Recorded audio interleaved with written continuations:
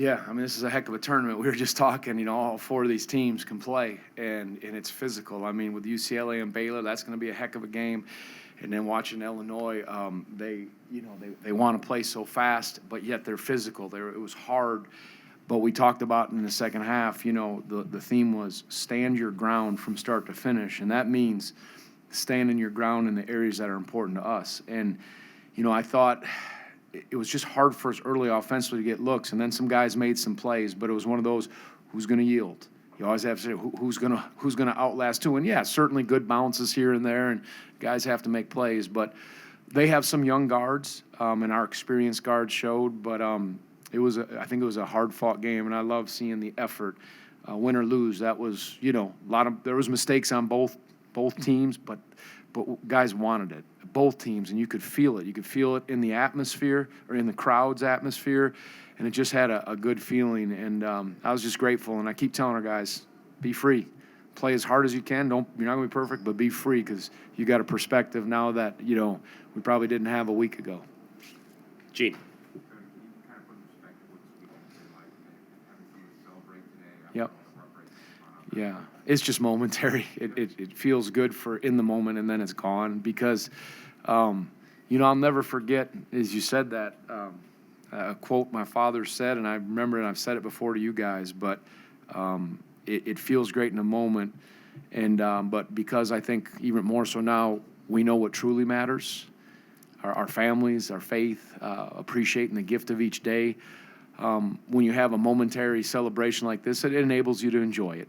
And it seems to matter, but in the big picture, it doesn't. What matters are the things that have been brought front and center, that are real.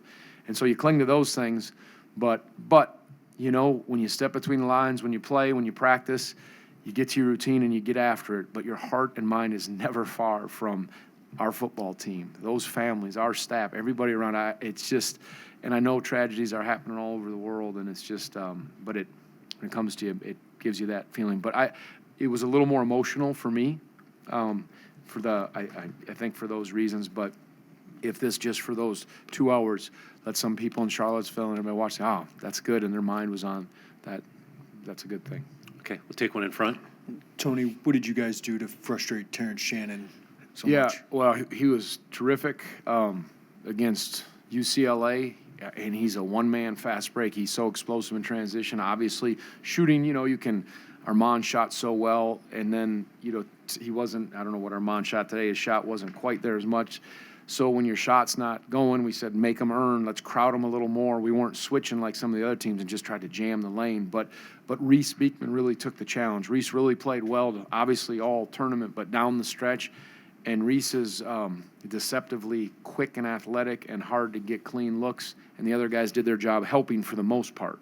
So it was just try to bother him, try not to get hurt on the glass, and we were bending but not breaking. And then, again, last 4 minutes, just some things went our way, but guys did execute. Okay, John in the middle.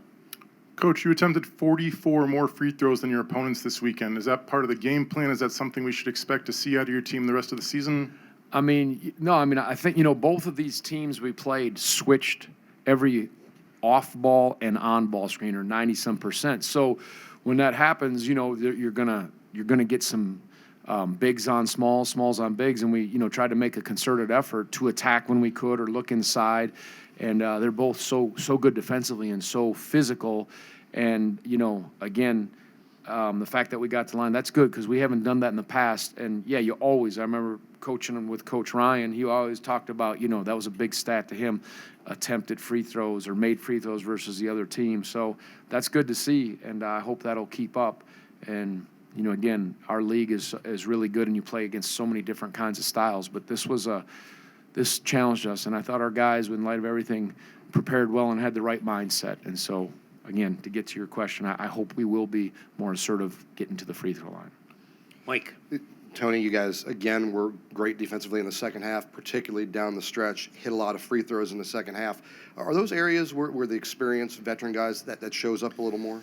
Yeah, guard play, our experience of Kihei and Reese and Armand, those guys played. I think, to handle the ball, sometimes the game comes down to you got to go make some plays at times. You try to run good stuff and you get looks, but can you make some plays defensively and offensively while still staying in the structure of your system? And I think our guys did that. And again, sometimes it's just a bounce here or there. Guys are missing shots. But I liked what happened, and I thought that charge Armand took was huge. And again, these are 18 to 23 or whatever year olds, and sometimes you just don't know what's going to happen. So you try to control as much of the controllables as you can, but they have to go make plays, and that's the beauty of this game. Gene. Yeah, Tony, just your general thoughts about the defensive intensity in the last 4 minutes where Illinois had one field goal, like with 30 seconds. Yeah, it was good on-ball defense. I mean, that's where Kihei and Reese, they were really trying to stay in front. And again, we made some plays. I'll have to watch the tape, but we haven't the last few years been where we've needed to be defensively. And so I hope this will give us some momentum to understand that's how you win. You defend and you get it to the game. There's always a battle of styles and wills that go on in each game. And we knew what Illinois wanted to do. They knew what we wanted to do. And it was just who's going to establish it and who's going to make stops. We just always talk about stop, score, or at least make them earn, and then go down there and get your looks. And I think it was a 13-4 run or whatever. I'll have to look at it, but I did think we made it hard for them, and maybe some of their inexperience showed too. Okay, we got time for one more with Mike. Yeah, Tony, you told us in Charlotte that you wanted to test this roster with a tough schedule. I think I know the answer here, but did you get what you wanted out of these two games? Yeah, I mean, that definitely, this tournament. Remember, some people traveled a long way to convince us to come. They're back there to come to this tournament. And, we're like, well, it's a long way. It's a long flight. And we're leaving we're taking a red eye, we're flying, well, it's not a commercial red eye, so, but we're taking a red eye. You guys are, sorry. But it was well presented and good people that are running it. And we just said, boy, this field is a good one. And again, you have to, and we got a great schedule coming up, but you want to put yourself in those spots because you learn a lot. And everyone's good for the most part in college basketball, but these games in this setting create a unique environment that is something you want to get to as the season goes on. So absolutely, and it was, again, well run, and I'm glad we did it. And you could go 2-0, 1-1, or 0-2, and you're going to learn a lot, and you're still going to be good because of this competition.